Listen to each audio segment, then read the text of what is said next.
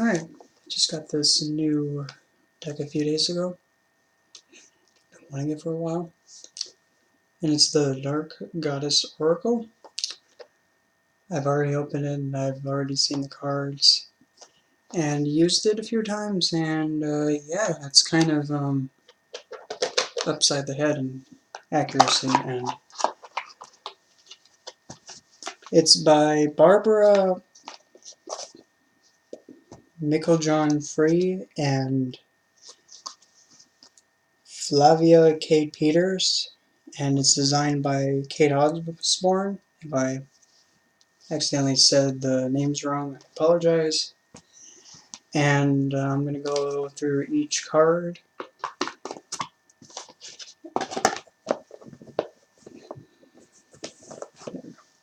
It also comes with a guidebook that is about that big, that thick.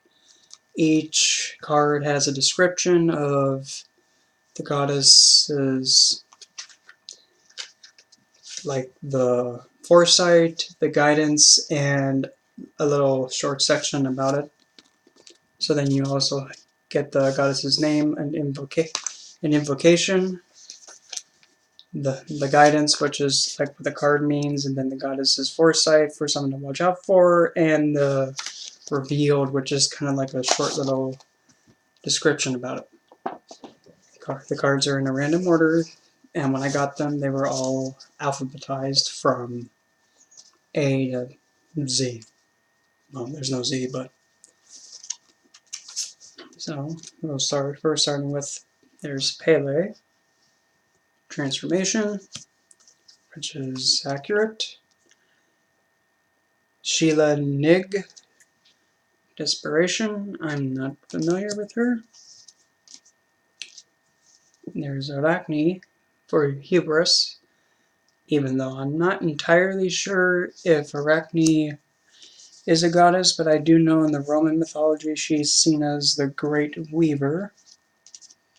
Sedna, abandonment, and I believe she is from the Alaskan native mythology about how the sea animals were born from her fingers being mutilated by her own father.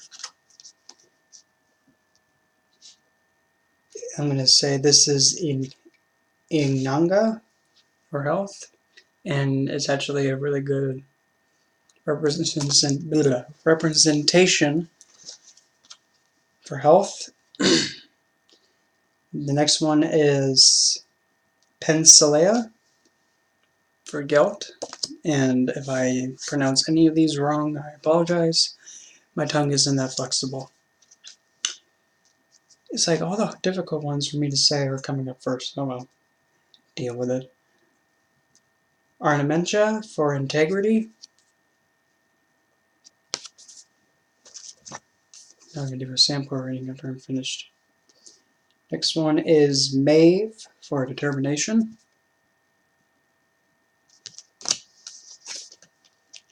Mama Bridget, redemption.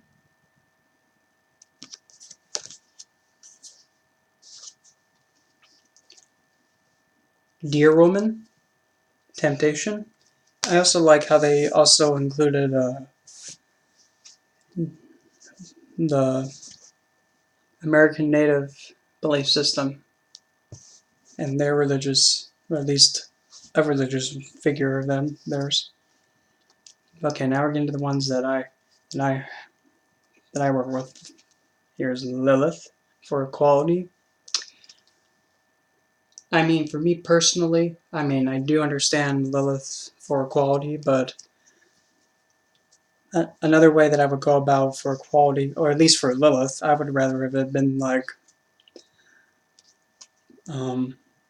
self-respect or self-dignity, because Lilith ultimately was that figure that was you want me to do what?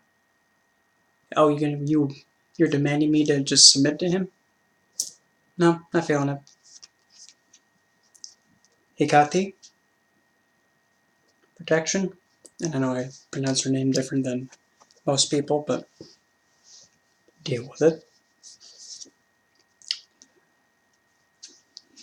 Sekhmet, empowerment.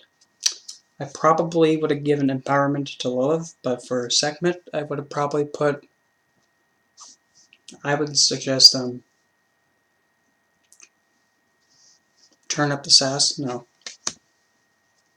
The Sekhmet is that figure that is very table flipping, but at the same time, also, not only will she wreck you, but she'll fix you.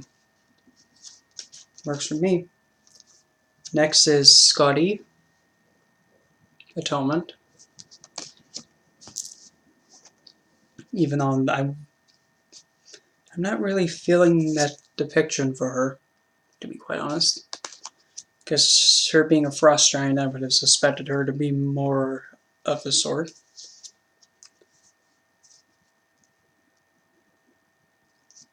Ursley, prosperity.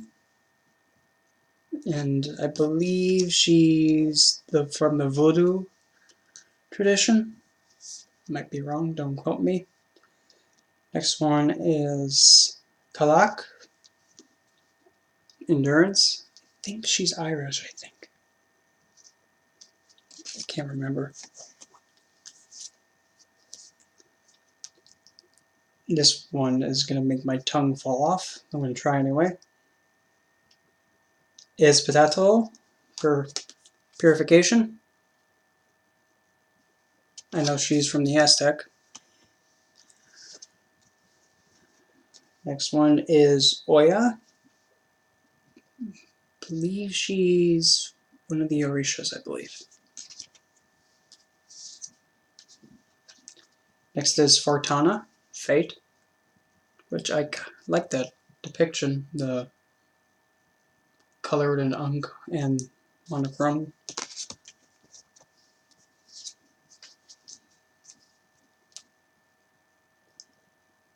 Next is Famonk, envy.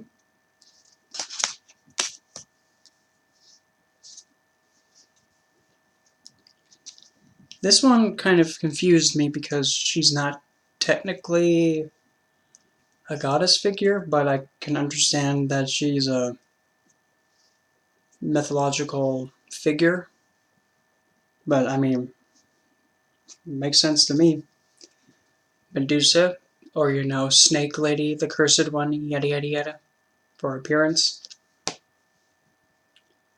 And don't get me wrong, I liked the depiction, but I'm one of those people that prefer her to have like the Naga body, which is the body of a snake. That's just my feel. Here's the Morgan. Sovereignty. Yep, that is a good Morgan. And it looks like she's not having it. She looks like she's coming right at you, about ready to behead you. Whoops. This is another one of those that made me think, huh? Because it's like Medusa, but still a mythological figure. Scylla. Drama.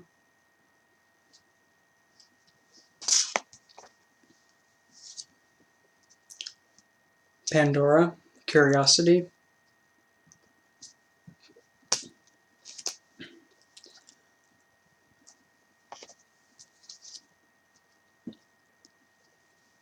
Next is High New Tapo for trust.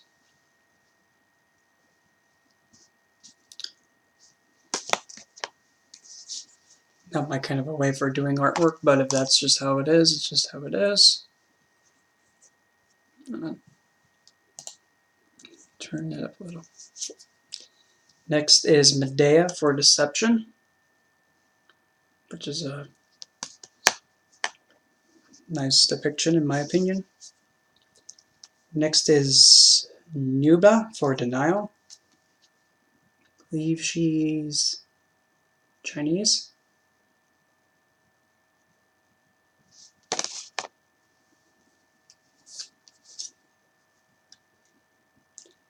Next is Pythia for knowledge.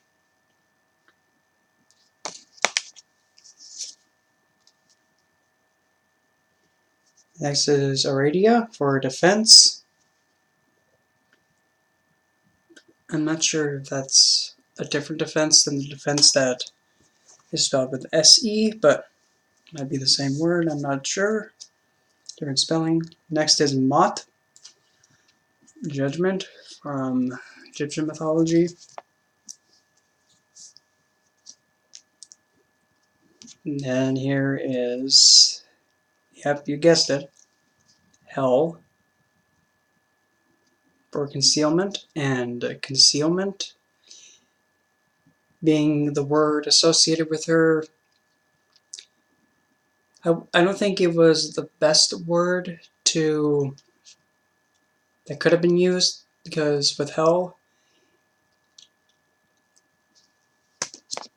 if you have something that you've taken inward with yourself and you've kept it hidden, even if it's something that's been like lingering and causing a big problem and you're not facing it, she's the kind that'll just grab it and just put it in front of your face and say, get rid of it. So concealment, it does make sense, but it doesn't fully fit with her. It's like halfway. It's kind of, what's that word called? It's like a truth, but not a full truth. An equivocation. I think that's the word. Next is Night Mother Nyx, Respite, which is accurate. Next we have Persephone, Compliance. For compliance, a lot of people don't know the original myth with Persephone, when she actually wandered off on her own, found the underworld on her own by accidentally taking the wrong turn, and Hades was like, what are you doing here? Shouldn't you be up there? No, I like it here. What are you, insane, woman? How'd you even get here? I just walked. I think you'd better be going back to Demeter. No, I kind of like it here. Miss, you have places to be. Nah. Takes a bite out of the pomegranate and just tells Hades, well, looks like I'm going to be stuck here for some time then, because I just ate this. Okay, woman, you said so. That's one of the other myths. Next we have Tiamat, for control.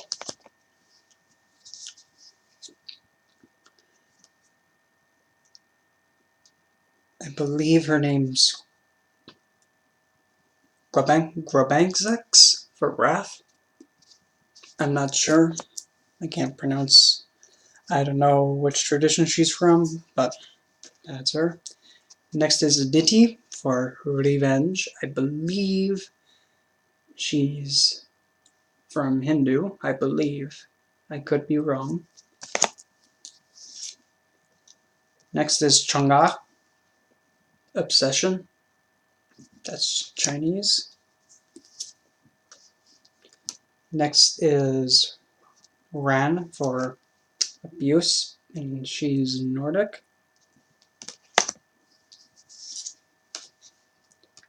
Next we have Inanna for seduction, or Ishtar, which I really like that depiction. Not because it's suggested, because we're all kind of hopefully not new here, but it's just that the way, like her stance and just her cape behind her just flows perfectly. Not because of like, suggestive, are we? No, nasty. Next is Kali, destruction. Next is Uzume for persuasion, and I believe she's Japanese. I could be wrong. Next is Nemetona for secrecy.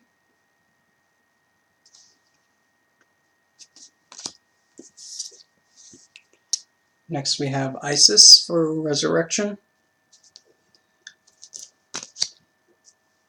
And the way that Isis is written in the guidebook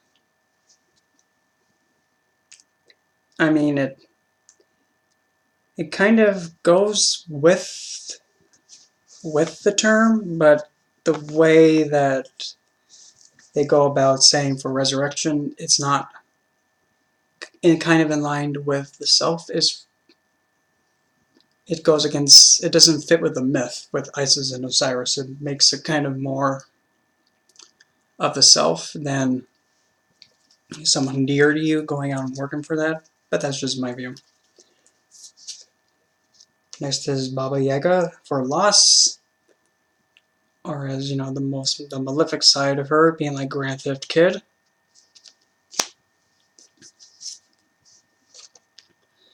Next we have Earth Mother Gaia. And a lot of people think, well, she's not really a dark goddess. Well, do you see how destructive she can be? Mm-hmm. Just because it's not from the shadows doesn't mean, it can't, be dark. Next is Cyrodian for inspiration.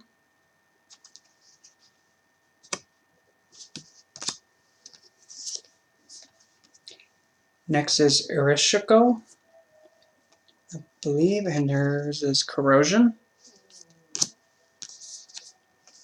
And last but not least is Inara, trickery.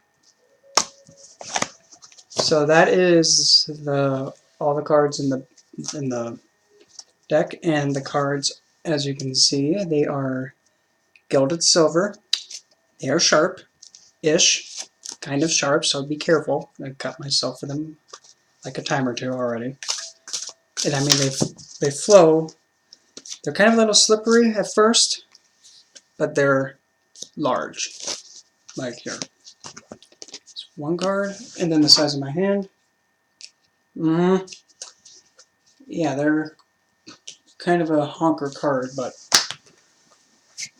because of that, if you have tiny hands like I do, you might have to shuffle like this. I can't even do it this way because my hand can't go that far, but there's some suggestions on UseGate. You can pull one card, or you can actually do a spread that goes, you actually draw this symbol, you have one card in the middle, then you have a card on the top, the left, and the right, but I'm pointing it facing you, so it's anatomical, left, right, and then you read from there. But this deck I primarily used to actually, like, take for an example, say if I was doing a work and, let me find my one and only matron right quick. There she is. And usually if I was doing a working that involved one of these goddesses that I work with, like take for example Elle. Say if I was doing a working and I needed a representation of her, there you go. You have a representation or imagery of her that you can use right there. And another spread that I'm going to give two that I use with another deck, which I can't find anymore, unfortunately, but it goes, you have two goddesses that are allied with you on the left. You have two there, and then you have two that are opposing you, or two that are suggesting to you things you need to work on the opposing side. And then you have another one in the middle, and that middle one is the one that's going to help you get the common ground between the other two. So that way all five of them can work together to help you in whatever situation you need.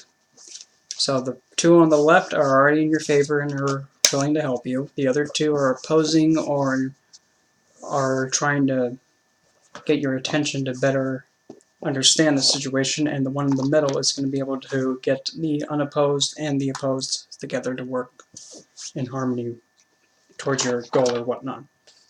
So, personally, I would have to say this deck is really, really phenomenally made. The only downside that I would have to say is